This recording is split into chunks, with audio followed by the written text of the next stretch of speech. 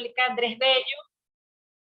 Gracias. La Facultad de Derecho de la Universidad Católica Andrés Bello, a través de su programa de especialización en Derecho Mercantil y la Escuela de Derecho, tiene el agrado de invitarles a, darle la bienvenida a este seminario web que hemos titulado ¿Qué es el derecho de la moda o Fashion Law? Por lo cual contamos con destacadas profesionales del área, Antonella Di Campo y Natalie Rodríguez, quienes nos introducirán en esta fascinante área jurídica o de temas jurídicos novedosos en la actualidad y que cuentan con un amplio margen de desarrollo para los profesionales del derecho.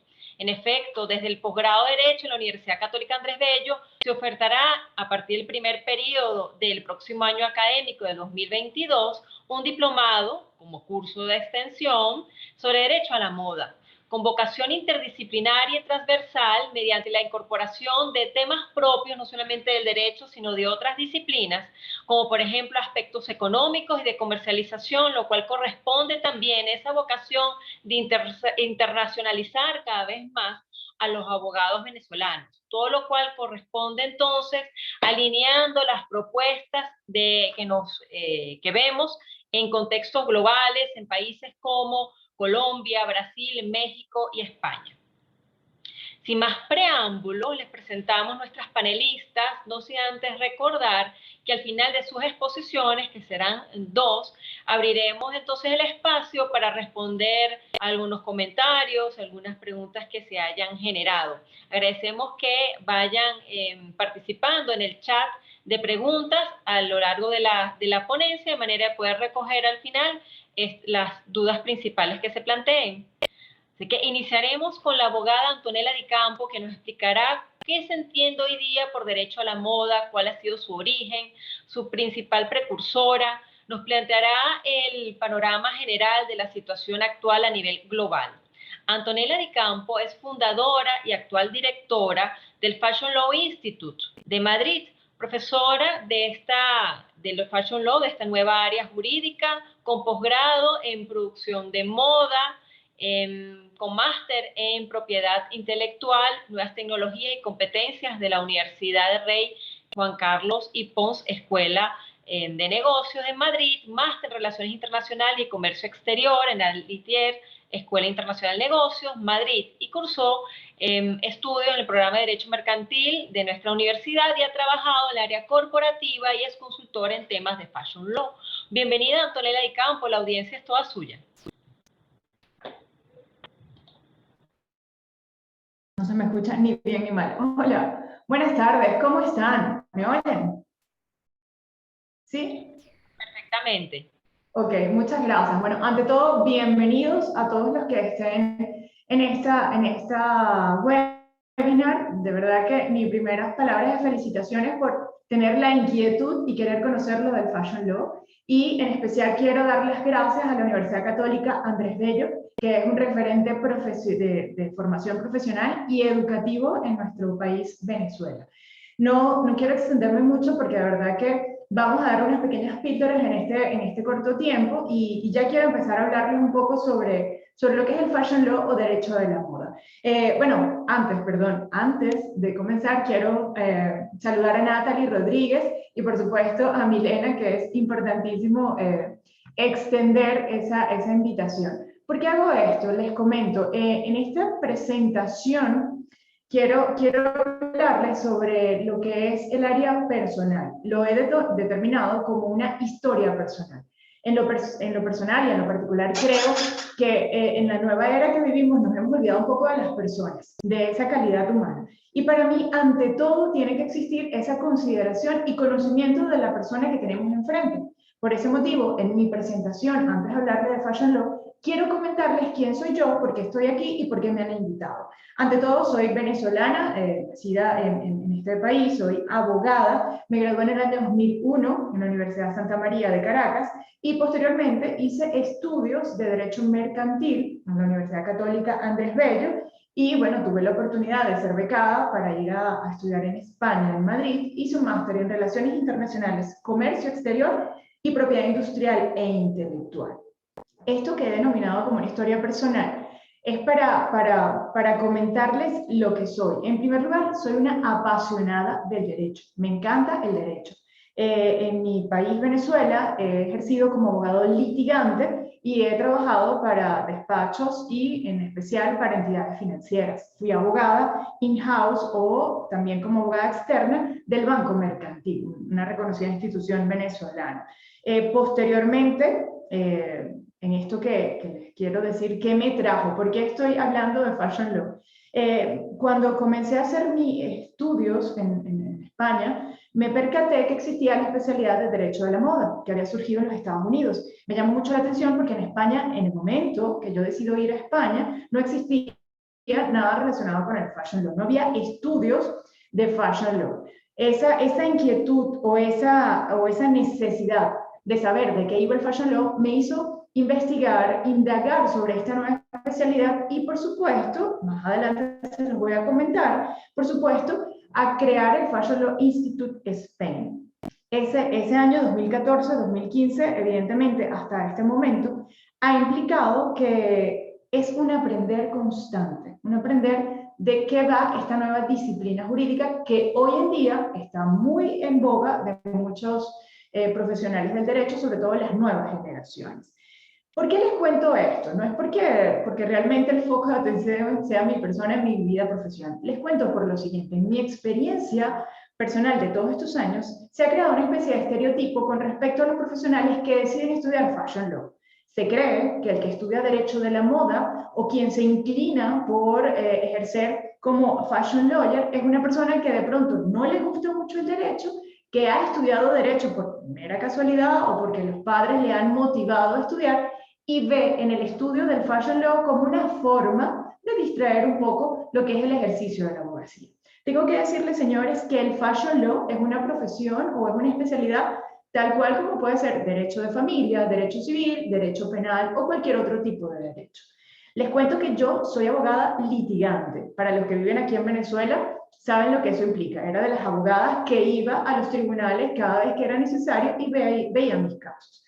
Cuando conozco el Fashion Law y descubro esta nueva especialidad, me doy cuenta que sencillamente no significa que porque me guste la moda, el Fashion Law simplemente va a moldear mi perfil como abogado. Sigo siendo abogado. Y cada uno de ustedes tienen que tomar en cuenta que tienen que ser excelentes abogados. Tienes que ser un abogado que conozca tu profesión y que evidente, otro punto importante es que tienes que conocer la industria de la moda.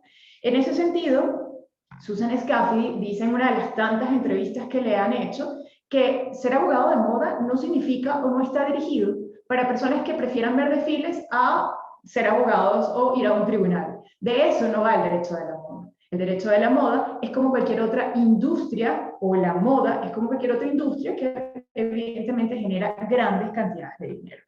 Con esto les quiero decir en este punto que el derecho de la moda es una nueva oportunidad para aquellos que quieren ampliar sus posibilidades de ejercicio profesional. El Fashion Law, por supuesto, es un nuevo nicho de mercado que permite a la saturada profesión de la abogacía, que sabemos que abogados hay gran cantidad que año a año se gradúan, este nuevo nicho de mercado, este nuevo estudio, permite enfocarnos en un área poco explorada. Por lo tanto, para mí, el abogado que decide prepararse en Derecho de la Moda tiene que pensar fuera de la caja. Tiene que pensar diferente, tiene que pensar de una manera un poco más creativa, por así decirlo.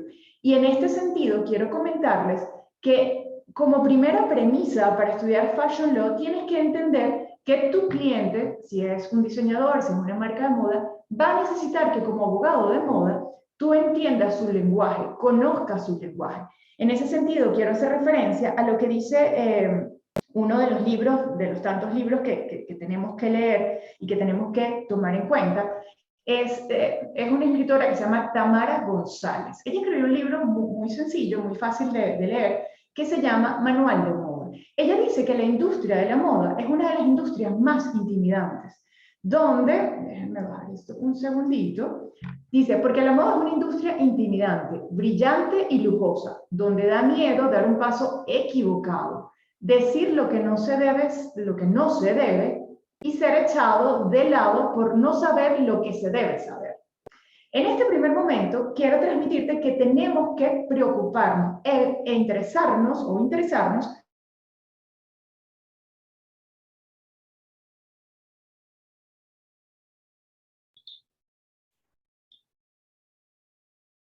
Sí, estamos teniendo problemas con el audio de su lenguaje y perfectamente puedes hablar el mismo lenguaje. En este sentido, y ya entrando en materia, quiero comentarles qué es el Fashion Law, de dónde viene el Fashion Law, dónde se origina. Para mí es importante la primera parte porque tenemos que saber qué es lo que queremos o qué esperamos de esta nueva disciplina. Eso lo entendemos cuando vemos un poco su origen. El Fashion Law, como lo dice su fundadora, que es Susan Scafidi, ella determinó que la industria de la moda, o simplemente se percató que la industria de la moda es una industria que tiene muchos desafíos, que tiene muchas necesidades. Y ha catalogado el Fashion Law como ese estudio de esos aspectos legales de la industria de la moda desde que se concibe la idea de un diseño determinado hasta que ese diseño llega a manos del consumidor. Es decir, es una cadena de valor súper extensa donde en sus diferentes áreas hay aspectos donde un abogado, un asesor de moda tiene que justamente guiar un poco a esas empresas de moda. Decía que el Fashion Law es justamente esa disciplina que pareciera que una vez que el consumidor tiene la prenda en sus manos, allí culmina. Yo me atrevería a decir que esto se extiende mucho más. Se extiende cuando tomamos en consideración aspectos como que la ley de protección al consumidor también es objeto de estudio en el Fashion Law, o la materia de residuos de la industria textil también está siendo objeto de estudio en varios mercados, como específicamente les puedo hablar de la Unión Europea. Entonces, este derecho de la moda es una innovadora especialidad que va a cubrir, o se espera que cubra, los procesos legales de esa cadena de valor. Vuelvo a lo que les decía antes. ¿Cómo puedo saber cuál es la cadena de valor de la moda si no conozco la industria de la moda? Entonces, en un primer momento, vuelvo a recalcar la importancia de estar familiarizados y conocer ese proceso de la industria de la moda. Por otro lado, Susan Scafidi, en uno de los libros que también es referencia de Fashion Law, es uno de los primeros libros que se han escrito en la materia, es The Little Book of Fashion Law de Ursula Fury Perry, ella dice lo siguiente: en cuanto al Fashion Law, dice, es un campo que abarca la sustancia legal de la moda, incluidos los problemas que puedan surgir a lo largo de la vida de una prenda, comenzando con la idea original del diseñador, continuando con una prenda en el armario del consumidor. El estudio del Fashion Law incluye pilares fundamentales como la propiedad intelectual, negocios y finanzas con subcategorías como bienes raíces, derecho del trabajo, comercio internacional, regulación gubernamental, incluidas las regulaciones en materia de seguridad y sostenibilidad, cultura del consumidor y derechos civiles. Además de su enfoque central en la indumentaria y accesorios, el derecho de la moda también incluye áreas relacionadas como la producción textil, la manufactura, la industria de la publicidad, modelaje y la industria de la belleza y las fragancias. Ya con esto podemos tener una mediana idea de que es muy amplio el estudio del derecho de la moda. Desde el punto de vista práctico, Scafidi señala que un abogado de moda puede tener clientes que van desde el diseñador hasta un distribuidor, alguien de logística de moda, alguien que simplemente fabrique o venda minorista, lo que es el retail. Y por supuesto, el propio consumidor de moda. Entonces, esto nos va aludiendo a actores de la industria de la moda que no todos tienen las mismas necesidades y ni todos tienen las mismas inquietudes. Y nosotros, como estudiosos del derecho de la moda, entendiendo lo compleja que es la industria, si decidimos especializarnos en Fashion Law, nos corresponde en un momento determinado especializarnos en aquellas áreas que de pronto sea de mayor interés o que de pronto se ajusten más a nuestro mercado. Hablando de la fundadora, de Susan Scafidi, para quienes no conozcan en profundidad de quién se trata, esta es una abogada estadounidense. Ella egresó de la Universidad de Yale de los Estados Unidos y comenzó a investigar sobre el derecho de la moda a finales de los años 90. Aparte de ser especialista en propiedad industrial o intelectual, es especializada en cultura, en derecho internacional. Cuando hablo, sobre todo en la parte de apropiación cultural, ella tiene unos papers muy interesantes que quien quiere investigar puede conocer. Ella también conoce o está especializada en fideicomisos y historia del derecho. Ella, como tal, fue una persona inquieta, amante de la industria de la moda, que en un momento determinado cuenta a través de su historia de cómo desarrolló e intentó, que como profesora de algunas entidades educativas en los Estados Unidos, intentó que este programa de Fashion Law fuese incluido en los programas de especialización profesional.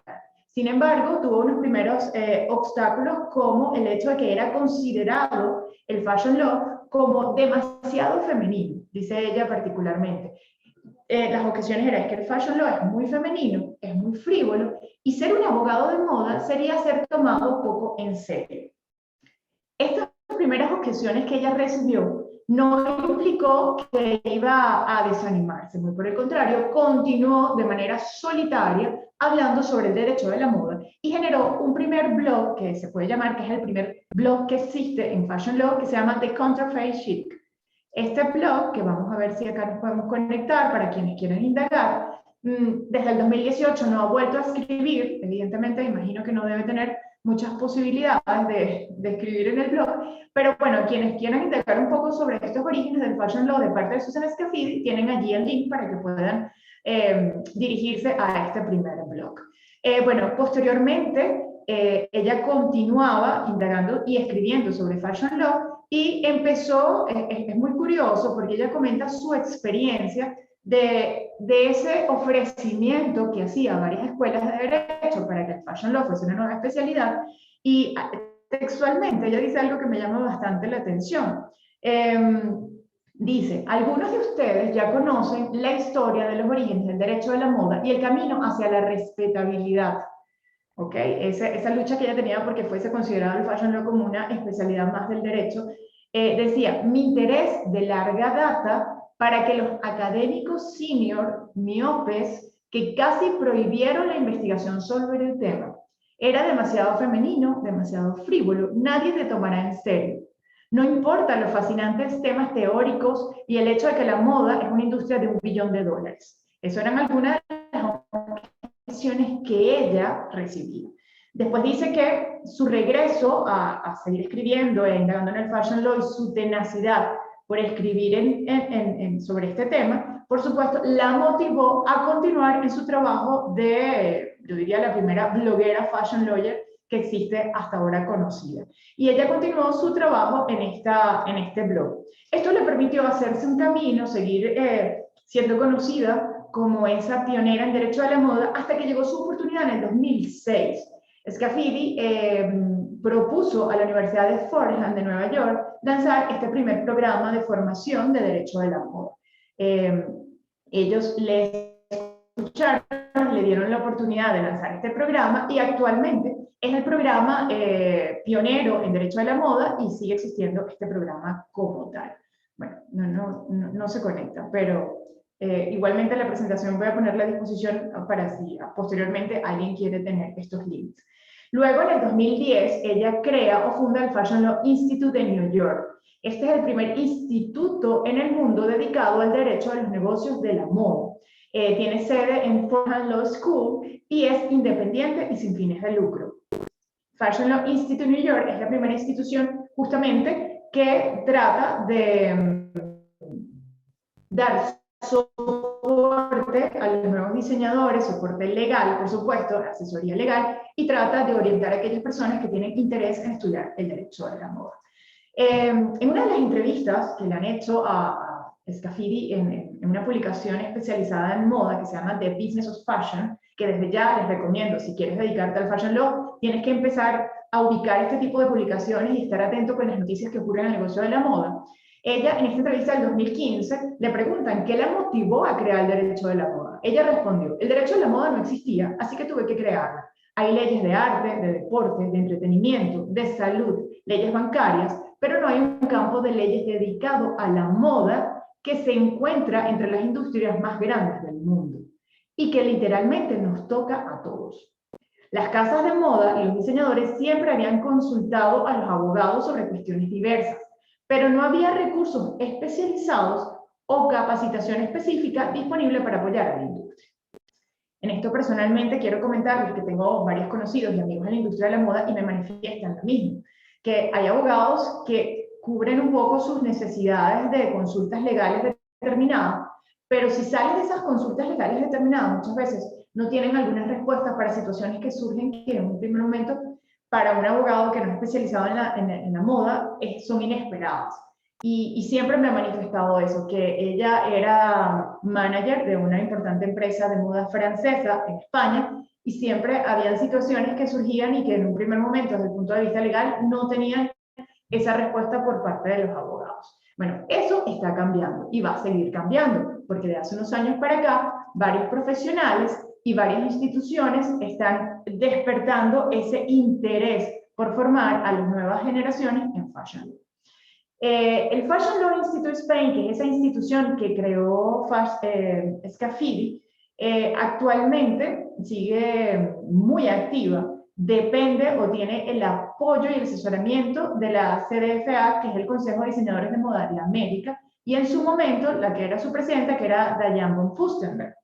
Actualmente es el señor Tom Ford, pero ellos son bastante activos. De hecho, si quieren conocer más la actuación del Fashion Law Institute de New York, hay sentencias muy interesantes donde han marcado un precedente, donde sencillamente nos muestra este apoyo a la industria de la moda, en este caso norteamericana, y cómo el Fashion Law está abriendo un poco más de camino o reforzando un poco más el difícil mundo de protección de la industria de la moda.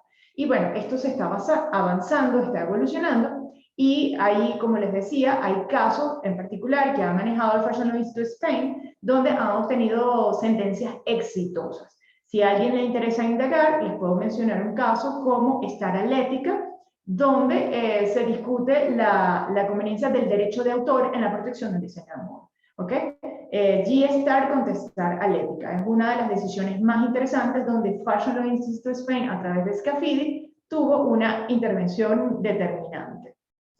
Ok, continuando con esto del derecho de la moda y de forma muy somera, hablando de quién creó el derecho de la moda y de dónde surgió todo esto, puede surgir la duda de para qué es necesario el Fashion Law. Y muchos de ustedes pueden tener incluso esas objeciones que ha tenido su fundadora, de gente que dice, bueno, pero que no es necesario un abogado especialista en moda. El hecho es que la industria es una industria muy fragmentada, es una industria que tiene muchos sectores, que para muchos de nosotros puede ser desconocido.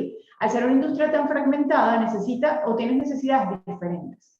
Y aparte de eso, la moda es una industria global, es decir, que se desarrolla en diferentes mercados.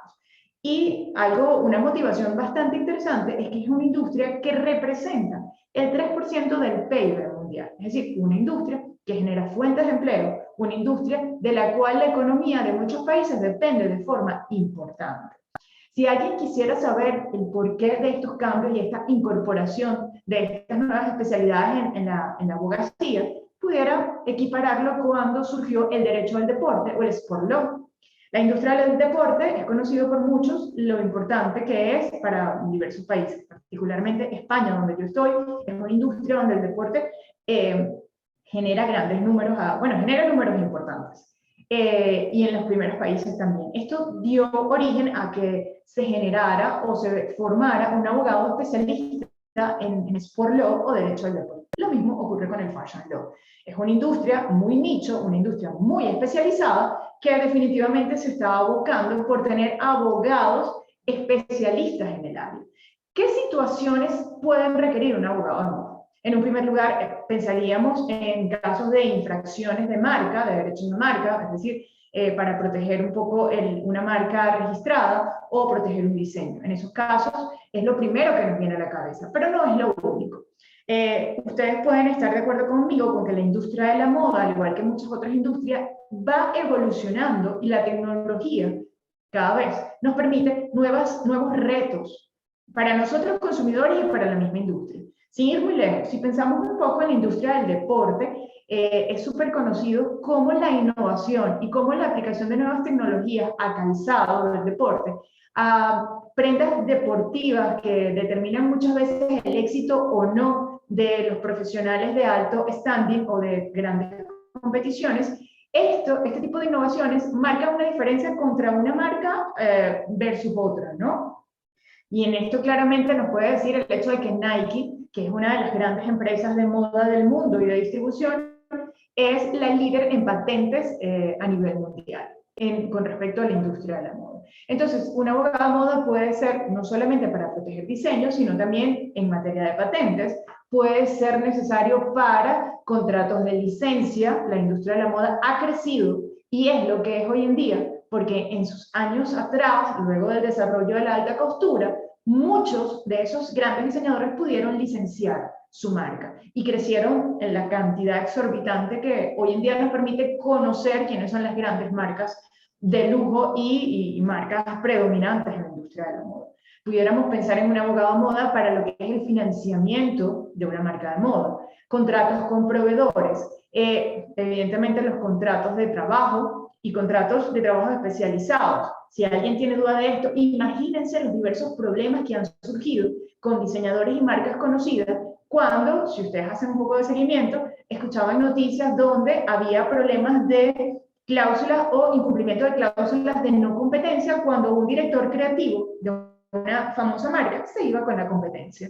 Entonces ustedes escuchaban, sin ir muy lejos, Oscar de la Renta y el caso de Carolina Herrera, donde hubo un diseñador que en un momento determinado no respetó la cláusula de no competencia. Evidentemente, esta operativa de la moda y el prever un contrato realmente sellado y que proteja a mi cliente, que es la marca, de pronto lo puede prever alguien que sepa cómo funciona esa operativa de la industria. Hay cosas súper interesantes que de verdad que es fascinante. Una vez que conoces cómo funciona la industria, el prever las diferentes cláusulas que vas a colocar en un contrato con un diseñador o un director creativo, que va desde cómo se va a manejar el estilo del desarrollo de la colección, hasta los compromisos, hasta las responsabilidades con respecto a la imagen como director creativo. Son muy amplias estas opciones, que solamente si conoces la industria puedes preverlas para tu cliente. Hablamos de contratos de real estate o bienes raíces, de fusiones o adquisiciones.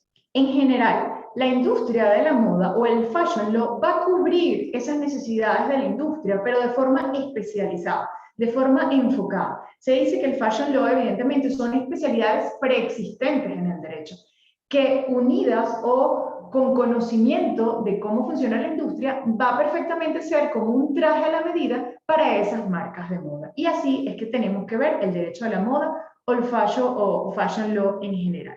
Por ello, es fundamental, y vuelvo a ratificar lo que le decía en mi primer punto. Sigue siendo abogado, tienes que conocer la industria de la moda y tienes que tener ese aspecto estratégico de la industria, que desde mi punto de vista es un poco el valor agregado.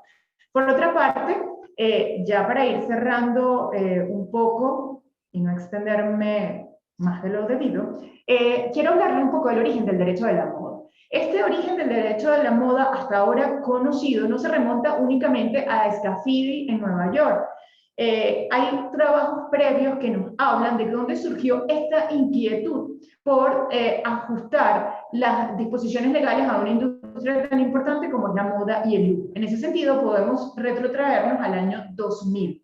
En el año 2000 hay una tesis de la Universidad de Ginebra que se publicó, por supuesto esto se hizo en Francia, donde Le Droit International de la Mode habla un poco de esos aspectos legales de la industria de la moda. Y Scafidi habla de este trabajo como un referente en esos primeros estudios que ella realizó.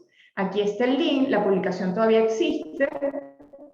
Bueno, igual no es posible tenerla disponible en este momento, pero repito nuevamente, si quieren indagar más y profundizar, en ese link pueden trasladarse. Esta es la portada de este trabajo y está en francés, pero bueno, yo me imagino que muchos de ustedes pueden perfectamente acceder a esta información y entenderla en francés, o no estoy segura si está en inglés, pero bueno, este es el primer trabajo que se concibe como enfocado a los interesados. Le vamos a dar nuestro contacto para que en caso de que quieran profundizar le podamos dar la información, digamos, que nos estás colocando en ese link.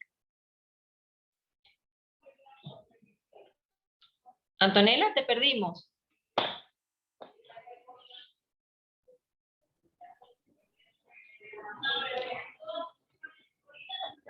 Hola. Entonces podamos ir concluyendo con la presentación y le vamos a suministrar a los que han asistido la información ampliada que tú bien nos estás indicando. Pero entonces, para que puedas comentarnos pues, las ideas finales de la exposición y dar paso al próximo ponente.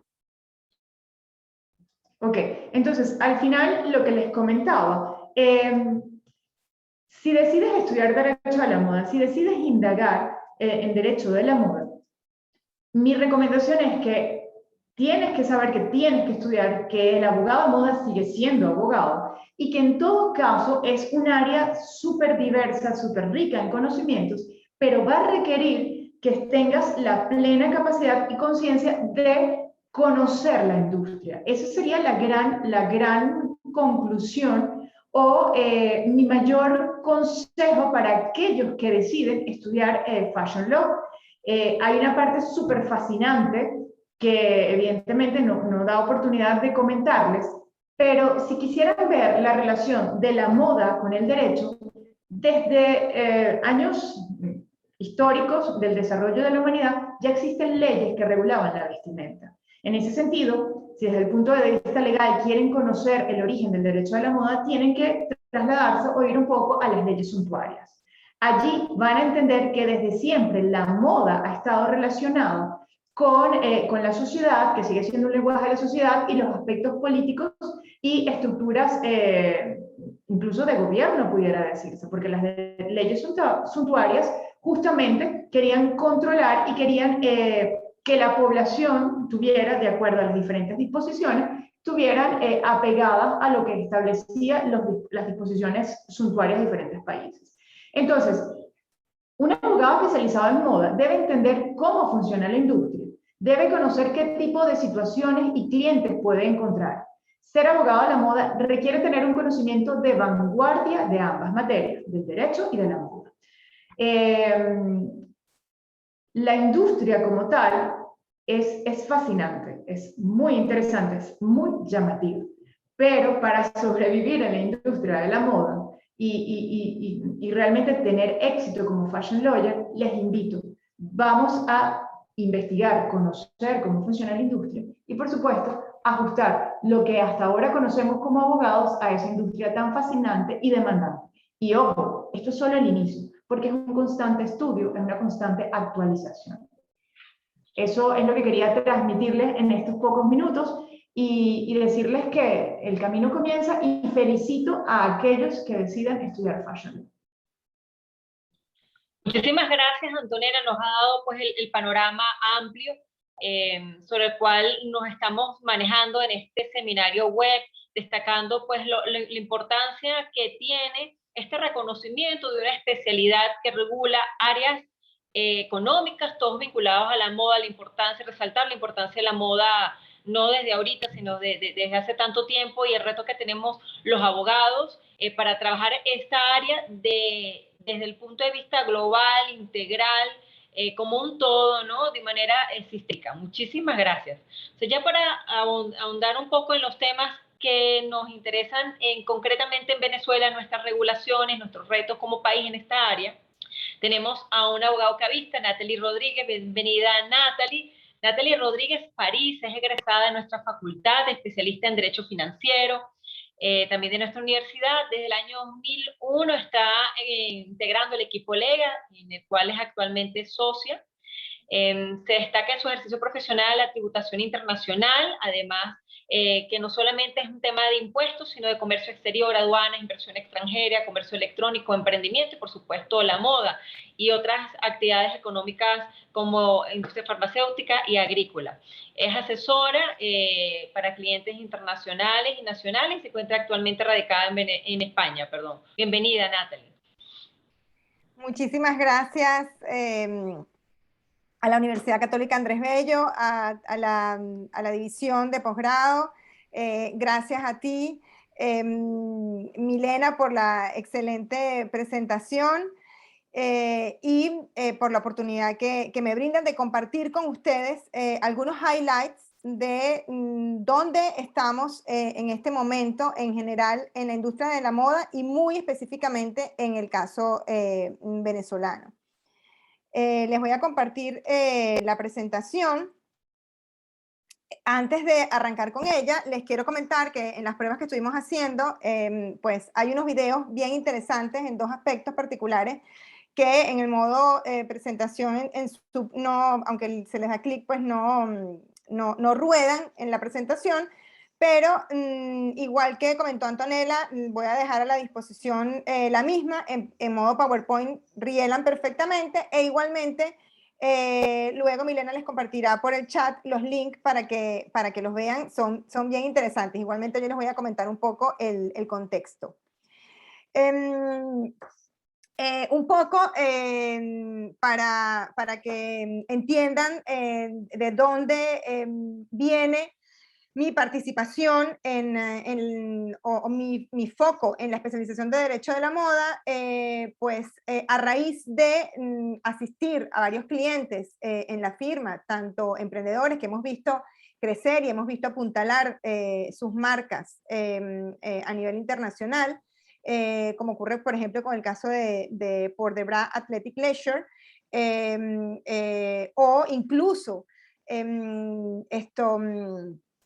Gomelás, que es una industria proveedora de materia prima elástica para la industria de la moda, pues me fui encontrando con la necesidad de entender el core business, lo que es el corazón del negocio, ¿no? Eso que comentaba Antonella, que es sumamente importante, porque por mucha especialización que tengas en un área de práctica en particular, o incluso como abogado integral, si no conoces las particularidades de la industria y de tu cliente, probablemente el valor agregado que le puedas dar en la asesoría legal no sea realmente completo. Y en determinadas áreas de industria esto es sumamente importante, y la moda es una de ellas, como lo vamos a ver en estos minutos.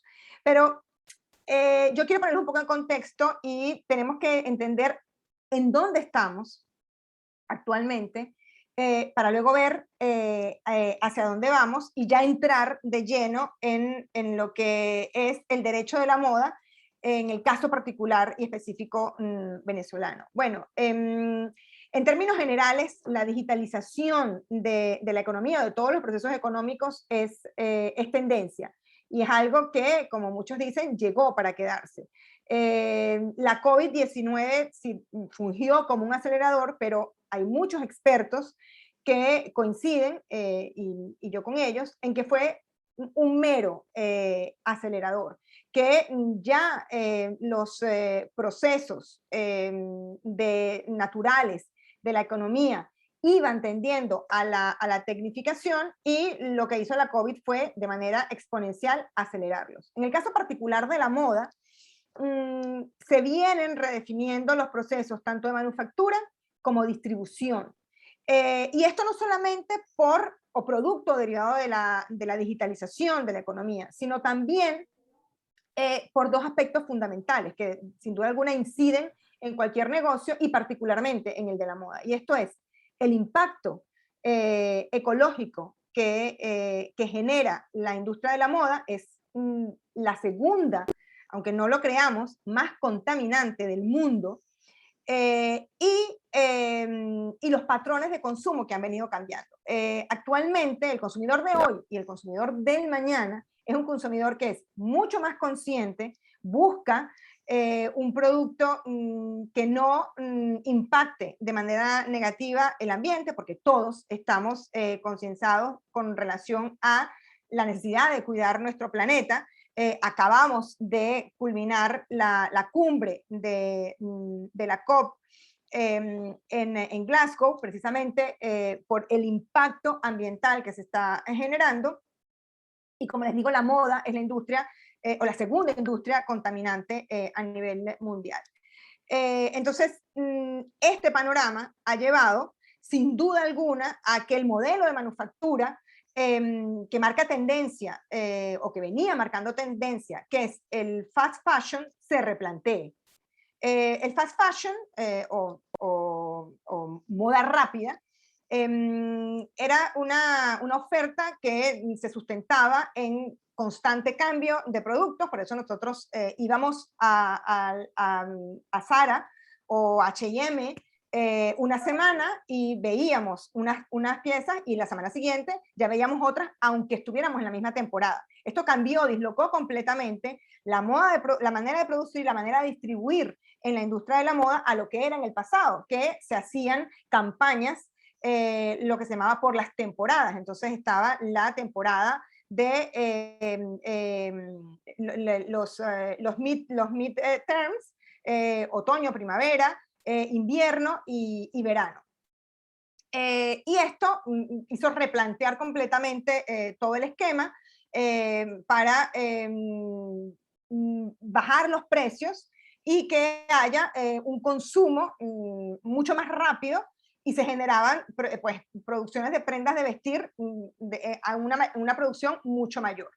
Esto hacía que consumiéramos una gran cantidad de prendas, que muchas de ellas no llegamos a ponernos incluso, según estadísticas, ni siquiera 2 veces, hacía que se generara una gran pérdida de material y por tanto el waste o la pérdida de la mercancía y el daño ambiental también era mayor.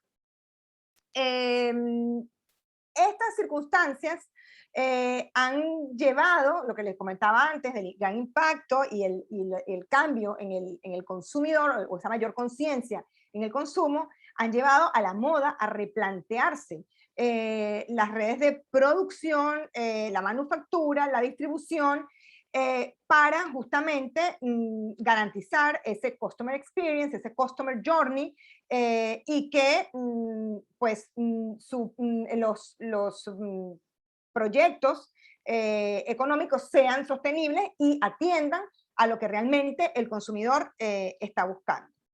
Este era uno de los videos que les traía. En este video, de manera muy breve y muy corta, una organización que se llama el Carro, plantea justamente la problemática del desperdicio de las prendas y el gran impacto ambiental que esto genera.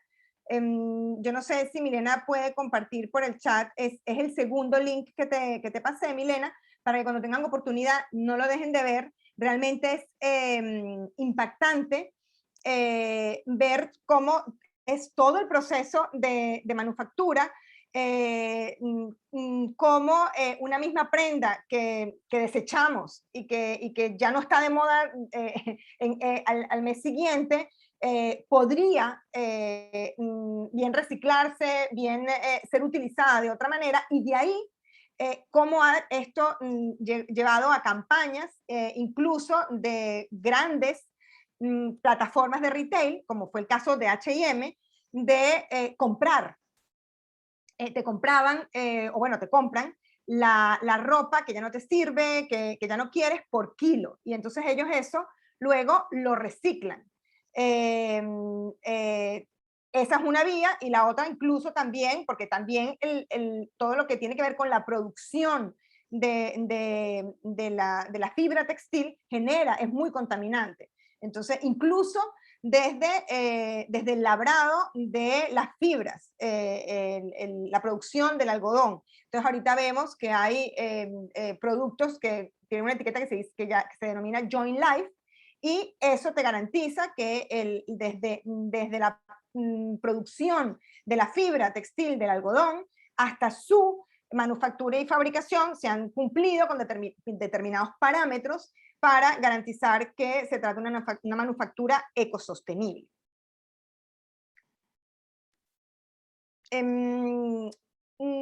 Al tiempo que el fast fashion fue suscitando escándalos en el sector de la moda, justamente por ese impacto negativo, no solo ambiental, sino que también social, porque todos recordamos los grandes escándalos de las bajas condiciones de trabajo en la producción masiva en Asia. Por ejemplo, esto fue generando movimientos eco-friendly que permitieron que surgieran nuevas marcas que apuestan a una moda sostenible, o lo que se le ha dado a llamar el slow fashion. Es ese volver a lo made in, ese volver a procesos de manufactura más customizados, que si bien pueden incrementar el costo dentro de la cadena de manufactura y producción, pues son negocios sostenibles. ¿Y en Venezuela qué? ¿Esto realmente ocurre, afecta en Venezuela? Pues sí. A pesar de que, tal como dice Roberto Rimeris, que es el presidente de la Cámara Venezolana de la Industria del Vestido, la producción actual de la industria de la moda está muy por debajo de su capacidad instalada. Él hablaba para el año 2020 de un 25% de su capacidad instalada, y el sector ha tenido una caída de más del 80%. Incluso recientemente comentaba que aparte de esta situación, obviamente, si tomamos en cuenta las particularidades económicas de Venezuela, el tema de que haya una tasa de cambio que está subvaluada en relación a lo que es la inflación, y que no haya una política arancelaria que favorezca la importación de materia prima textil, pues conlleva a que muchas veces producir una prenda en Venezuela es más costoso que importarla. Entonces, por eso hemos visto también un boom en algunos emprendimientos que se llaman de moda, que realmente no son emprendimientos de moda en lo que se refiere a manufactura, sino que son emprendimientos de moda en el retail. Es decir, ellos importan o a lo mejor diseñan una pieza localmente, tienen el diseño y todo lo que tiene que ver con la parte de los patrones, y luego mandan a hacer la manufactura en el exterior e importan el producto terminado. Esto no es que esté mal, obviamente que la economía está compuesta por múltiples factores, pero siempre debemos tratar de apostar, por supuesto, a la autosostenibilidad de los procesos productivos y apostar a lo fabricado en Venezuela. Incluso el propio Roberto Rimeris en esa entrevista hacía énfasis en ello, tratar de apostar a lo made in Venezuela. A pesar de toda esta crisis que experimenta el sector tradicional de la moda, también es cierto que surgen nuevos modelos de emprendimiento que apuestan a una manufactura tradicional, no masiva, y que son emprendimientos de diseñadores venezolanos que están teniendo gran éxito, no solamente a nivel nacional, sino incluso a nivel internacional. Tenemos el ejemplo de Efraín Mogollón, la marca Columpio, Nayibi Warshawski, el ejemplo de Pordebra Leisure, Athletic Leisure, que yo les comentaba, que nosotros en Lega hemos visto crecer con gran orgullo y que hoy en día se comercializa en 56th Avenue. Andrea Gómez, Around Official, Mariana Camacho, que todos ellos dejan atrás el fast fashion, vuelven a las prácticas manuales y son la nueva apuesta del talento local. Y es muy importante que muchos de ellos están haciendo manufactura, a pesar del costo, como les digo, de la importación de la industria textil, están, de la materia prima, están apostando a la manufactura local. Otro aspecto importante que hay que tomar en cuenta en el tema de la moda al día de hoy, y que podría incluso en situaciones como la venezolana coadyuvar a esto, es incorporar la inteligencia artificial y toda esta era, montarnos en esa ola de la digitalización de la economía.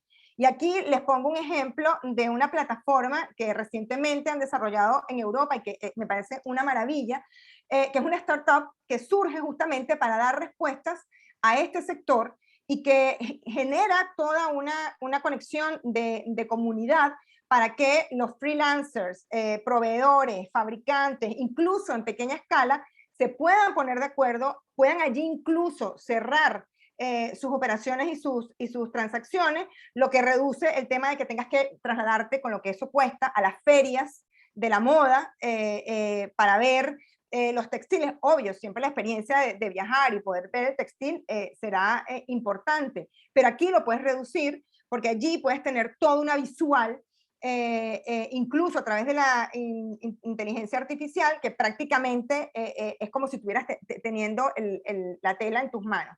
Este es el primer link, perdón, Milena, que te compartí. Los invito de verdad a que vean ese video porque es un espectáculo esta startup. Y son cosas que en Venezuela también podemos hacer. Tenemos ingenieros en computación brillantes, mucha gente que conoce la industria de la moda y que si se ponen de acuerdo podríamos generar algo por el estilo. Lo importante es hacer país. Ahora ya centrándonos en lo que es el derecho de la moda como, como área de industria y disciplina del derecho en Venezuela.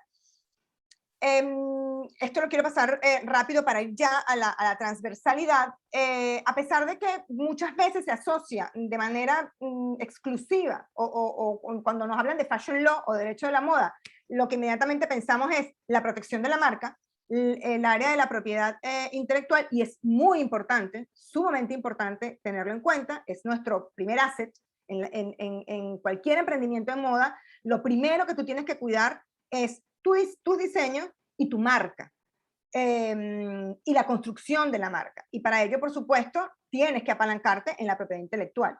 Pero no es la única área de práctica que hay que tomar en cuenta. Hay muchísimas otras que tienen tanta relevancia como esta, sobre todo en el momento actual.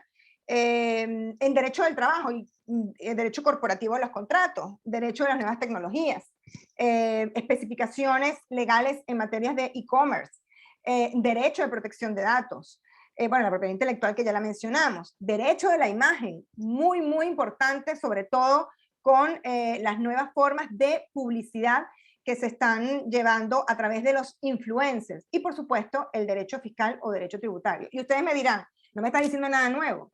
Todas las áreas de industria tienen que pasar por esas áreas de práctica. Es cierto. Ahora, yo les pregunto, ¿ustedes creen que cuando yo aborde el derecho del trabajo y los temas, por ejemplo, de la movilidad laboral y el teletrabajo en una industria de moda, lo voy a aplicar igual que para una que fabrica tornillos? En absoluto, para nada. Ahí hay que ir teniendo en cuenta determinados aspectos, ir perfilando, y por eso es esa necesidad de conocer el core business a la hora de aplicar el área de práctica en particular. Nos ha resultado, por ejemplo, muy complejo en Venezuela, con lo rígida que es la normativa laboral, particularmente el tema de la movilidad, en un área de industria como es la moda, en que pues en determinados momentos, cuando hay alzas de producción, yo tengo que contratar necesariamente a destajo para obras determinadas, específicas. Allí hay que tener un gran cuidado, de manera de que los contratos se redacten de tal manera de que cuidemos el test de la laboralidad, y entonces evitemos contingencia para la empresa, pero al mismo tiempo protejamos los derechos del trabajador. Lo mismo ocurre con el teletrabajo. Hay que tomar en consideración si realmente estoy poniendo a disposición del empleado las herramientas para que realice las actividades, si son herramientas propias, si hay realmente una agilidad o no en la prestación del trabajo. En tema de derecho corporativo y de los contratos, otro tanto de lo mismo. No es lo mismo celebrar un contrato de consultoría en materia de cualquier otra área que en el área de la moda, en la que a lo mejor yo estoy compartiendo con ese consultor aspectos muy relevantes de mi marca, de mis diseños, que necesito que haya unas cláusulas de confidencialidad que me protejan y que blinden ese gran asset de mi industria, como es el diseño y la marca. Incluso para suscribir un arrendamiento, no es lo mismo suscribir un arrendamiento inmobiliario para una tienda de lámparas que para una de la moda. hay que ver dentro de las cláusulas sobre todo estamos hablando de una marca de lujo. Si estoy el tema de las reformas, de la tabiquería, no es para nada lo mismo, y ahí hay cláusulas importantes a tomar en consideración cuando vayamos a contratar. El derecho a las nuevas tecnologías y el e-commerce, que por ejemplo en el caso venezolano no está muy regulado, pero si vamos a tener una página web online y vamos a estar abiertos incluso a otros mercados, hay que tener cuidado a qué mercado nos estamos dirigiendo y que estemos cumpliendo con la debida normativa de protección de datos, los derechos ARCO. Que haya una debida regulación de las condiciones de contratación, cómo se van a llevar a cabo las devoluciones, a cargo de quién van a estar estas, cuántos días tengo, cuáles son las razones por las que puedo devolver el producto. Todo esto es importantísimo regularlo. Y forma parte del negocio de moda, y es sumamente relevante que lo tomemos en consideración, porque ahí está también el tema reputacional, que a día de hoy es otro de los grandes valores y activos de un negocio en funcionamiento. El derecho de la imagen, como les decía, hoy en día no se concibe un proyecto de moda que no contenga un influencer. Y ahí hay un gran debate, porque se supone que el influencer es alguien espontáneo. Si es alguien espontáneo, la regulación te limita bastante, pero al mismo tiempo, tú no puedes poner en manos de un influencer una marca que has construido sin el debido cuidado, sin la debida protección. Hoy en día incluso, también justamente por los fake influencers, se exige en muchas jurisdicciones que se indique que se trata de algo promocional. Y finalmente, y la puse de última porque es mi otra área de especialización desde la perspectiva del área de práctica, muchas veces el gran olvidado en el derecho de la moda, que es el derecho tributario. Y especialmente en el derecho tributario, todo lo que tiene que ver con el derecho aduanero. Buscar la manera de optimizar a través de la utilización de los tratados que puedan existir de libre comercio o de protección e intercambio, de disminución de aranceles. Tristemente, Venezuela al salir de la CAN perdió muchísimo en este sentido, y esto ha encarecido enormemente la importación de materias primas de nuestros países vecinos.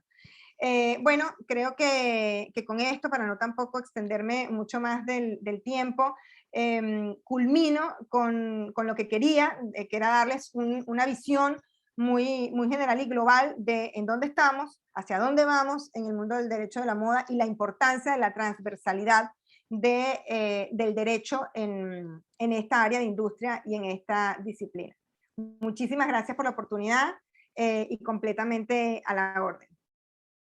Muchísimas gracias, Natalie, con la exposición. Damos inicio ahora a este ciclo de preguntas y respuestas y abrir la conversación un poco más relajada entre nuestras panelistas. Tenemos una pregunta en el chat, que es: ¿en Venezuela existe ya un grupo de abogados que unidos estén estudiando sobre derecho a la moda, o lo hacen de manera aislada? ¿Quién quisiera contestar?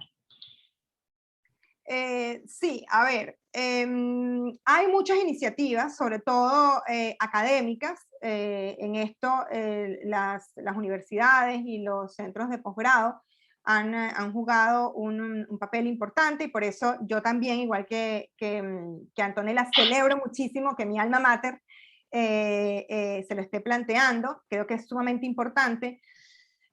No hay realmente un grupo, y también celebro mucho la iniciativa de Antonella, quien ha venido haciendo una gran labor en este sentido, y en aglutinar y en generar y hacer comunidad en el mundo del fashion law.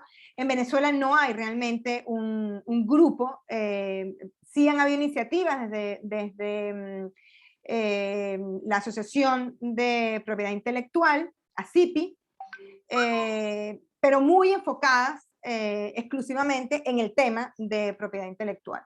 Pero no hay una agrupación de abogados ni un gremio. Está la Cámara de la Industria del Vestido, que preside el señor, ay,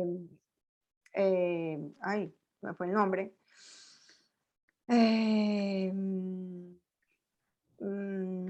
ya les digo, Roberto Rimiris, que es a su vez presidente de RORI, Venezuela, CADEVIP, pero no hay una agrupación, por lo menos que yo conozca, no sé si Antonella conoce, gremial, que agrupe a los abogados del área del derecho de la moda. Sí, muchas gracias, Natalie. Bueno, en efecto, ambas, tanto Natalie como Antonella, se encuentran actualmente en España. Estamos, sabemos que internacionalmente esto puede estar más desarrollado y quisimos con nuestras invitadas pues motorizar un poco este tema acá bueno, muy novedoso para nosotros, pero ya vimos con Antonella que ya tiene su tiempo, ¿no? Con la fundadora de esta nueva forma de abordar el negocio de la moda desde el punto de vista jurídico. No sé si Antonella, si quisieras agregar algo más. Ok. Perdonen que tenía algo de inestabilidad en internet. Les comentaba, es curioso que esta pregunta es muy recurrente, ¿no? En diferentes escenarios, charlas, cursos, clases, lo primero que preguntan los estudiantes, asumo que la persona que hizo es un estudiante, porque coincide la pregunta, es si hay firmas de abogados que se dedican al derecho a la moda como tal. Hay que entender que ustedes que están ahí, nosotros de este lado, estamos innovando. Esto es tan innovador que es bastante pensar que exista, por lo menos en estos lados del mundo, incluso en los mismos Estados Unidos, no hay tanta frecuencia o no hay un mayor número de despachos de abogados, ni siquiera en Francia, que solo se dediquen de manera exclusiva o que tengan un staff completo de fashion law. Porque, señores, ustedes que están ahí escuchando, están generando, están siendo pioneros y en un momento determinado deciden profundizar en el derecho de la moda. Estamos haciendo algo nuevo, estamos creando en conjunto. Como decía Natalie, nosotros tenemos la inquietud, yo particularmente hace unos 6 años, 5 años que empecé a estudiar el derecho de la moda y lo sigo estudiando cada día, me doy cuenta que es necesario crear una comunidad de gente que se siente identificada con esto, que se sienten apoyada, y ese apoyo va desde siempre generar contenido, establecer, como ustedes lo acaban de hacer como Universidad Católica y siendo una autoridad de información como lo son, que cada vez más se sumen entes importantes que le están dando un poco la envergadura que tiene esta especialidad. Pero tienen que entender que no ha sido sencillo para muchos abogados, desde el punto de vista profesional y de práctica, tan interesante y tan fructífero, incluso económicamente, para tener un staff de abogados solos de fashion law.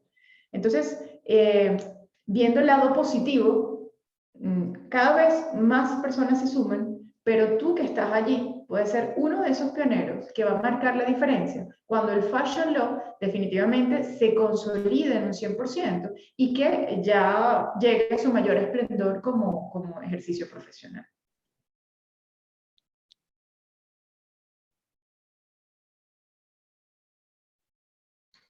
Mirena, creo que estás en mute. Ya, listo. De este lado, del posgrado, pues nosotros hemos estado revisando este tema con ustedes. Pensamos que pudiéramos revisar, bueno, tenemos también unas preguntas para las expertas, ¿no? Que pudiéramos revisar, como por ejemplo, cómo favorecer, y esto es muy importante para nuestro país, cómo favorecer la libre competencia en el sector de la moda con los nuevos emprendimientos informales de las redes sociales y de las casas tradicionales de venta física, ¿no? Concretamente en Venezuela. Es decir, esta libre competencia y esta situación que se está dando de las nuevas casas en redes sociales y las casas físicas tradicionales en este contexto tan particular que estamos viviendo. Sí, a ver, el tema de lo que se conoce como brick and mortar, que es la tienda física, versus los marketplaces y el comercio electrónico, es algo que, a ver, en Venezuela, de verdad, el tema de los marketplaces ha crecido exponencialmente, todo el mundo vende todo a través de Instagram, WhatsApp, Facebook, y hay una gran cantidad de aristas legales, incluso de temas de evasión, incumplimiento, obligaciones tributarias, que daría para un seminario de muchísimas horas, ¿no? Pero lo cierto es que a nivel global y mundial esto también se presenta, por lo mismo que decíamos, y la COVID lo aceleró incluso más, y ya hay gente que no se plantea ir a una tienda a comprar moda, que antes eso ni lo pensábamos, todo el mundo le gustaba ir, probarse. Ahora incluso las páginas web te generan la posibilidad de, dependiendo de tu forma de tu cuerpo, te ayudan y te guían en los tallajes. Hay algunos que a través de la inteligencia artificial incluso puedes con una cámara ponerte y te visualiza cómo te verías tú con ese traje. Entonces, sin duda alguna, esto va a seguir creciendo exponencialmente, no van a dejar de existir, en mi opinión, las tiendas físicas siempre y tenderán más a un tema de dónde estoy ubicado para utilizarlo como potenciador de mi marca y vemos que ahorita hay muchas marcas que están reduciendo el número de establecimientos y se están posicionando en las mejores avenidas de las principales ciudades justamente con esa finalidad. En el caso particular de Venezuela, de cómo apoya esto y cómo ayuda esto al emprendimiento, sin duda alguna, estas posibilidades han facilitado que nuevos emprendimientos se vengan a la palestra. Y es muy importante porque está recién salidita del horno, claro, tiene sus bemoles, tiene algunas aristas, algunos temas, pero la ley de emprendimientos que establece ciertas facilidades, incluso exoneraciones de impuestos a los nuevos emprendedores por los primeros 2 años, incluso lo que tienes es que inscribirte en ese registro de emprendedores y no tienes ni siquiera necesidad de constituir una sociedad como tal. Creo que también es algo en lo que el nuevo emprendedor, diseñador venezolano, a lo mejor de pequeña escala, puede apalancarse. Y creo que apostar a este tipo de cosas para hacer país, son importantes. Gracias, Natalie. Yo quiero acotar, si me permites un segundo, Miriam, en función a tu pregunta que hablabas de cómo favorecer la libre competencia en el emprendimiento de moda. Yo diría, pese a que lo veo un poco desde mi óptica desde España, pero siendo venezolana y siguiendo un poco, y hasta hace poco conversaba con alguien que se mueve mucho en el tema del fashion law y que sabe cómo está el emprendimiento que acaba de decir Natalie en Venezuela, yo siempre abogo porque los diseñadores, emprendedores de moda, el público, tiene que entender que el trabajo intelectual que hay detrás de un diseño de moda, de una marca, de un emprendimiento, tiene un valor. Recordemos que cuando nosotros tratamos de comparar lo que es la protección de la propiedad industrial e intelectual a través de marca o derecho de autor y la libre competencia, el sistema judicial o el sistema legal trata de establecer un equilibrio, ¿no? No hacer tan restringido los derechos de propiedad intelectual o industrial, porque siempre tiene que haber un equilibrio en la libre competencia. Lamentablemente, en la actualidad, debido a las redes sociales y la innovación, yo creo que se ha excedido un poco la flexibilidad de esa libre competencia en el sentido de que es muy prolífero las copias y las imitaciones o las infracciones de marca. Entonces, ahora que está floreciendo en Venezuela este emprendimiento que debido a las circunstancias sociales o económicas o las circunstancias que sean, la gente se ha motivado a crear, insistiría en que los emprendedores, los diseñadores, vean la importancia de registrar una marca, de registrar un poco ese emprendimiento y ilustrar o crear un poco de cultura de moda de autor. autor. La moda de autor es aquella que si yo soy un emprendedor y decido ser mi marca y hago este producto que es particular, que es diferente, que tiene esa impronta mía como diseñador, aunque pueda parecer un poco a otro, pero tiene algo especial, eso tiene un valor en la propiedad intelectual. Entonces, es ayudar a que el consumidor aprenda a apreciar eso y que no es igual que si viene un tercero y hace algo similar a lo mío, esta es mi marca registrada y procura buscar, en la medida de lo posible, el producto original. Si bien es cierto, esto no quiere decir, y ratifico, que Fashion Law es solamente protección de marcas y registro de marcas y protección de diseños. Pero sí podemos hacer trabajo de hormiga empezando por el diseñador. Registra tu marca. No empiezas en una actividad comercial sin ni siquiera haber registrado un nombre. Porque puede ser que estés haciendo algo muy bien y cuando vayas a registrar el nombre ya está siendo usado y no lo puedas usar. O hay una prohibición absoluta o relativa que establezca la ley y no lo puedes usar. Entonces, es empezar a crear un poco de cultura de moda, de emprendimiento, es empezar a decirle al consumidor, este es mi producto, y trata de buscar uno original y ir en contra de aquello que trata de imitar, porque es muy frecuente en la industria de la moda. Así es importante entonces el foco también en el consumidor, bueno, el foco en que el propio emprendedor proteja su creación y dos, el poder educar, ¿no?, al consumidor. Bueno, lo que estaba comentando sobre la moda rápida, ¿no?, y todo este movimiento ya lento que no solamente es de comida, es un tema también ahorita de moda, y la protección que el mismo consumidor tiene que dar a las marcas reconocidas y no a las que está emergiendo, digamos, en violación de toda esta normativa, ¿no? O sea, es decir, un trabajo que va por dos vías. Tenemos otras preguntas en nuestro chat.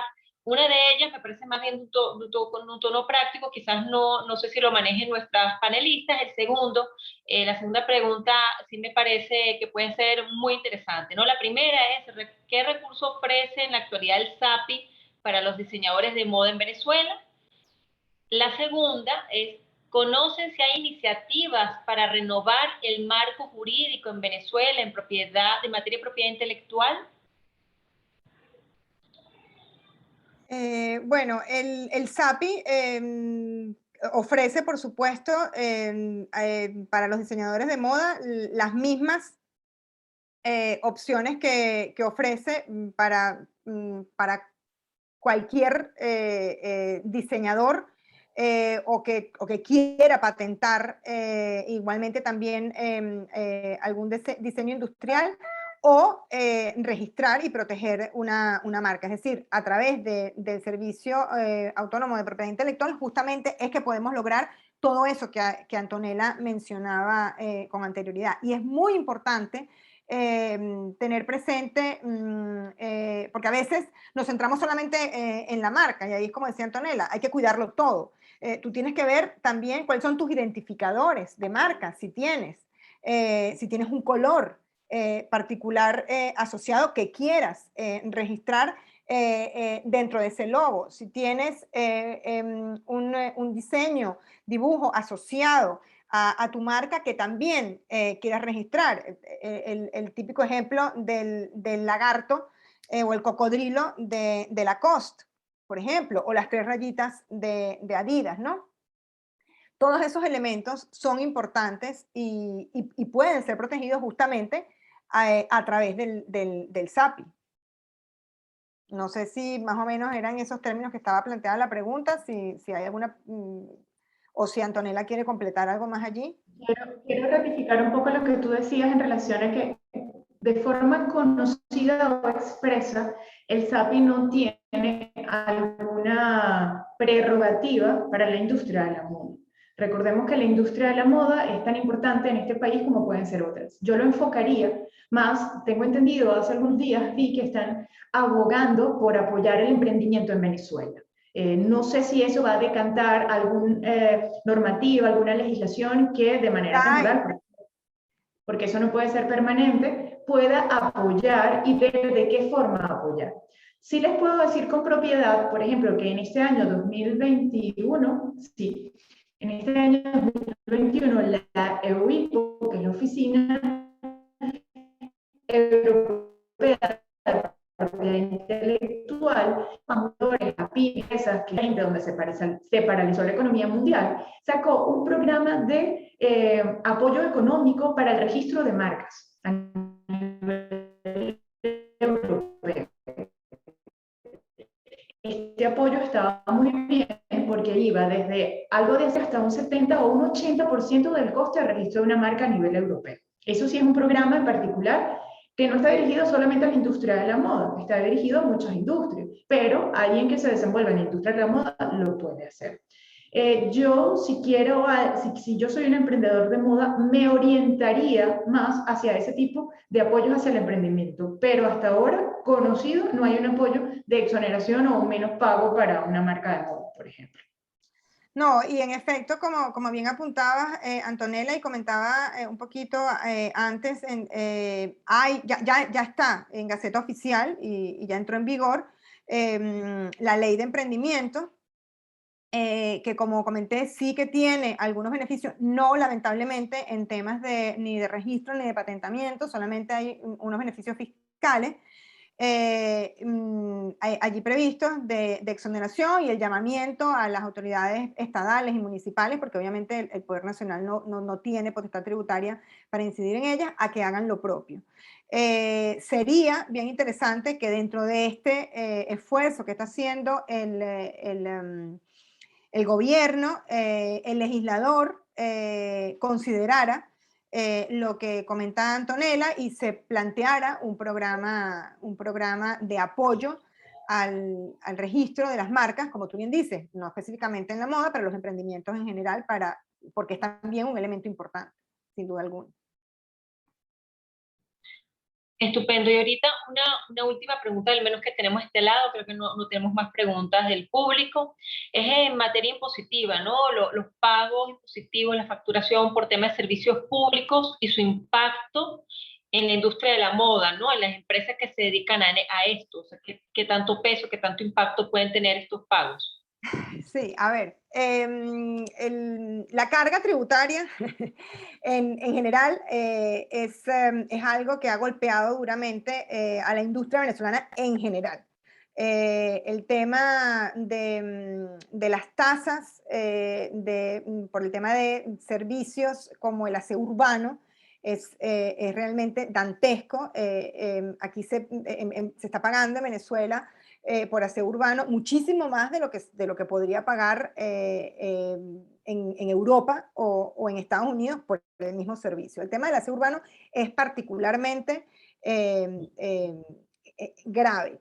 Esto, lamentablemente, es producto de cuando hacemos la casa por el tejado en lugar de por la base, ¿no? Todo este tema de aumento de las tasas de los servicios de aseo urbano y relleno sanitario deriva de la sentencia, y no me quiero extender muchísimo porque esto da igualmente también para otro seminario, de la sentencia de la Sala Constitucional del año pasado, no sé si recuerdan, en pos de la armonización y que a su vez es resultado de el primer gran error desde mi perspectiva en técnica legislativa del Ejecutivo, que nuevamente también allí es otro gran problema, el Ejecutivo habilitado legislando en materias que son de reserva legal, pero bueno, y es particularmente cuando el Código Orgánico Tributario excluye la aplicación de la unidad tributaria a el sector descentralizado territorialmente, es decir, lo limita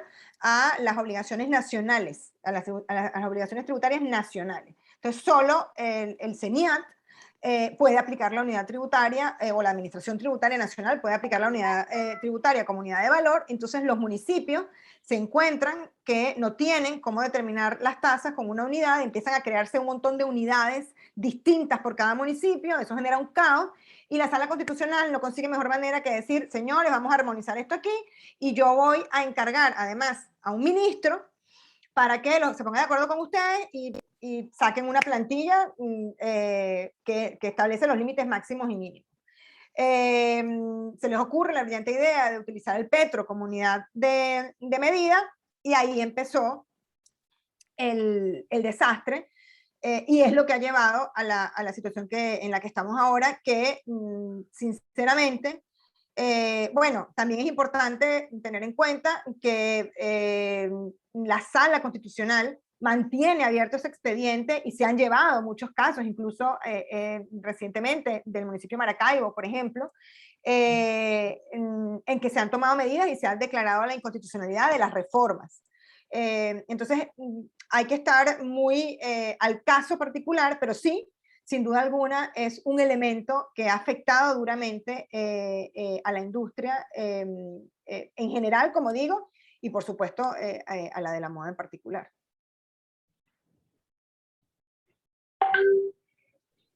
Y en el caso de España, Antonella, ¿hay algún impacto en particular que tenga el tema impositivo, el pago de los servicios? ¿Cómo has visto tú esa situación allá?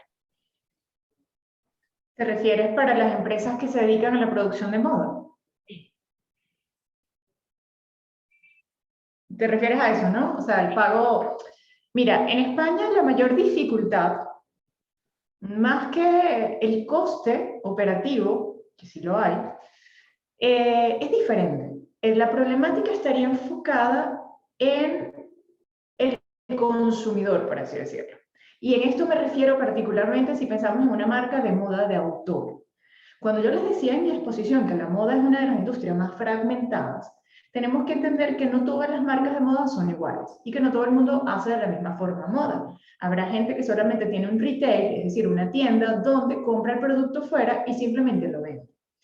Y hay aquellos, vamos a llamar emprendedores, que en España está muy apoyado incluso por el Estado, que son el diseño de autor o moda de autor. Particularmente en España existe una asociación que se llama Asociación de Creadores de Moda Española, que es ACME, ¿no? Y son aquellos diseñadores que ustedes ven en la Mercedes-Benz Fashion Week, por ejemplo. Son un número determinado de diseñadores que producen en pequeño, no producen a gran escala, y que procuran vender a un consumidor español su producto y su creación. Particularmente el consumidor español consume este tipo de moda para bodas, para fiestas, lo que ellos llaman invitada, o vestidos de novio. En ese sentido no difiere mucho de lo que es la producción de moda en algunos casos acá en Venezuela. Para entender un poco cómo funciona en España, hay que poner en contexto que España es uno de los mercados, por no decir el más, no tendría comparación en otro sentido, uno de los mercados más duros para sobresalir y vender moda de autor, si tomamos en cuenta que España es la cuna del fast fashion. Si tomamos en cuenta que España es la cuna del gran distribuidor de moda que cambió el sistema de moda del mundo, que es Inditex.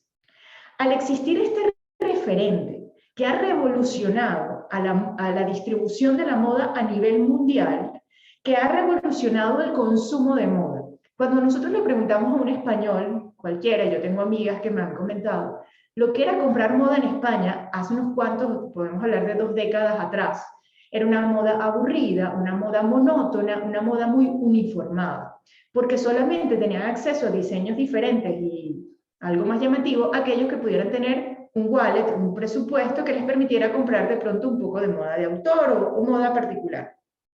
Irrumpe en España Inditex con toda esta revolución de imitar lo que sale en las pasarelas, irrumpe con una moda accesible, con moda que es muy atractiva, muy llamativa, que evidentemente ha causado un impacto negativo, no hay que negarlo, un impacto negativo en la producción de moda al hacer tanto consumo de moda, hacer el fast fashion, y que eso es otro tema, eso es harina de otro costal. Pero desde el punto de vista económico, eso revolucionó el mundo. La gente se puede vestir bien y parecer muy bien vestida con una prenda de Inditex, que valga decir que puede ser Zara, Pull&Bear, Bershka, Massimo Dutti o cualquier otro de este conglomerado de moda, porque Inditex es un conglomerado de moda. Entonces, el principal problema, más que compararlo con el coste de los servicios, que ojo, sí lo es, y más en los últimos meses, cuando España rompió récords europeos de coste del megavatio hora de electricidad, que es harina de otro costal también, y que es un asunto que evidentemente impacta a toda la economía española y a los usuarios. Eso no deja de ser un problema, pero yo vería más el foco, en lugar de compararlo un poco en este sentido en Venezuela, lo difícil que es en España vender tus diseños. Emprender en España es muy duro. Primero porque la parte impositiva, empezando porque la estructura económica implicaría o constituyes una sociedad mercantil, que en este caso sería una sociedad limitada, que es lo más simple, o en principio te constituyes como autónomo. Autónomo en España es una de las cuotas más costosas a nivel europeo para pagar de manera mensual. Es una carga que implica pagar de manera consecutiva y mensual, vendas o no vendas tu producto. Si bien es cierto, hay unas prerrogativas que implican, y lo hicieron hace 2 años, donde tú pagas menos, pagas unas tarifas planas, en fin. Pero en España es un mercado muy duro, es excelente para ver ese modelo de negocio, pero emprender en España es bastante duro. Ustedes pueden ver, y a mí me gusta referir, por ejemplo, un diseñador que de hecho es de origen venezolano, que es Aníbal Laguna. Él, como muchos venezolanos, tenemos familia europea. Tengo entendido que él, de hecho, vivió en algún momento acá en España, perdón, en Caracas, en Venezuela, actualmente, y tiene éxito en España. Es Aníbal Laguna. Y Aníbal Laguna tiene un modelo de negocio muy interesante, tiene unos trajes muy particulares, es muy bonito, pero muchas de sus prendas de vestir, si bien es cierto, van para novias, invitadas y otro tipo de consumidor, es que exporta mucho. Hoy en día la mayor problemática de la moda en España, de esa moda, de moda de autor, es el exportar, el vender ese talento español, vender producto español fuera, bien sea Asia, bien sea Medio Oriente, porque la misma Europa está un poco más saturada y es un mercado muy competitivo. Latinoamérica, incluso Venezuela y el resto de lo que constituye este lado del mundo, es un mercado muy atractivo para las marcas europeas. Estudiar la moda, el negocio de la moda en Venezuela con España es muy interesante. Aprender, y es un poco lo que yo quiero aportar y que también lo va a hacer Natalie, porque Natalie conoce los dos negocios, porque también está en España y conoce el negocio venezolano. Se puede aprender muchísimo, pero hay una ventaja. En cuanto a venta, en cuanto a movilidad, yo creo que en Venezuela se puede mover más rápido y en Latinoamérica que en la misma España. O sea que el foco sería distinto. Gracias, Antonella. Bueno, un incentivo para nosotros que estamos en estos momentos, bueno, lo que está Venezuela en su crisis, no solamente COVID, sino económico, social. Bueno, aquí tenemos unos incentivos para seguir emprendiendo y apostando, y por eso quizás están surgiendo en la moda en Venezuela estos nuevos caminos que se están abriendo, ¿no? Y bueno, esto precisamente creo que nos invita a que los abogados veamos estas oportunidades de reinventarnos nosotros, de crecer profesionalmente para nuestro país y también para ser más competitivos a nivel internacional, claro que sí. Entonces, bueno, estoy muy agradecida con Antonella Di Campo y bueno, también con el Fashion Law Institute Spain por su apoyo en esta actividad, por su participación, porque bueno, nos consta que Antonella tiene tiempo contactándonos para poder organizar actividades conjuntas. También muy agradecida con Natalie Rodríguez y con Lega, digamos, un aliado jurídico, un escritorio jurídico muy aliado de la Universidad Católica Andrés Bello, y bueno, conjugar esta visión y que curiosamente la tienen en España, y podemos hablar de España y Venezuela y nuestros contextos, para mí ha sido un gran aprendizaje y una gran oportunidad para nosotros que estamos aquí de poder expandir nuestros conocimientos y nuestra visión. Agradecida a ambas por esto, y aprovecho entonces para promocionar en el próximo año nuestro diplomado de Derecho de la Moda. Y bueno, espero que contemos con el interés de las personas que han participado en este foro, y ya colocamos los datos de contacto. Si Antonella y Natalie nos hacen llegar las presentaciones, podemos compartir enviándole un correo a todos los que han participado con los links para que puedan entonces, bueno, que la tecnología de repente no nos dejó pues mostrar con todo el colorido las presentaciones de nuestras panelistas, pero sí les agregar la información completa a través de los correos electrónicos. Y bueno, agradecida. Con todo gusto. Con todo gusto, muchísimas gracias de verdad a ustedes por la oportunidad. Desde este rincón siempre a la orden. Feliz además de poder estar de nuevo en mi alma mater, que la quiero muchísimo. Muchas gracias, Nat. Igualmente, gracias. Me siento honrada y muy feliz porque quiero aportar un granito de arena de todo lo que he aprendido en España, lo que sigo aprendiendo, porque creo que en esta tierra bendita de Venezuela le podemos sacar mucho provecho. Así que totalmente agradecida a la UCAP por esta iniciativa y auguro éxito en ese nuevo diplomado que van a sacar próximamente. Amén. Y seguimos apostando a Venezuela. Muchísimas gracias. Igualmente, y un placer, Antonella, Gracias a haber ustedes. compartido contigo y gracias por incluirme. Gracias a todos. Igualmente, para mí es un gusto compartir con ustedes, contigo Natalie y contigo Milena. Bueno, formalmente damos por concluido este seminario web. Muchísimas gracias a todos.